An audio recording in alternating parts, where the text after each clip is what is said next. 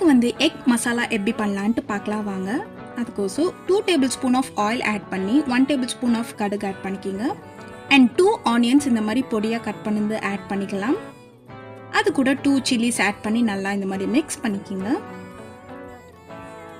And 1 tablespoon of salt add பண்ணி கை அளவுக்கு கறி லீவ்ஸ் ஆட் பண்ணிக்கலாம். அதையும் நல்லா இந்த மாதிரி தாளிச்சுக்கோங்க. And 1 teaspoon of turmeric powder add பண்ணி அது கூட இதுவும் நல்லா மிக்ஸ் பண்ணிக்கோங்க.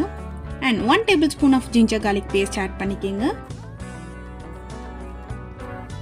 அண்ட் 2 டொமேட்டோஸ் ஆட் பண்ணிக்கலாம்.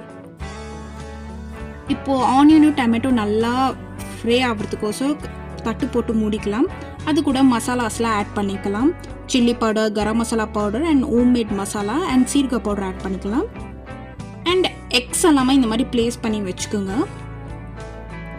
அண்ட் ஸ்லோவாக கேர்ஃபுல்லாக மிக்ஸ் பண்ணுங்கள். நல்லா எக் கூட இந்த மசாலா நல்லா மிக்ஸ் ஆகிற மாதிரி.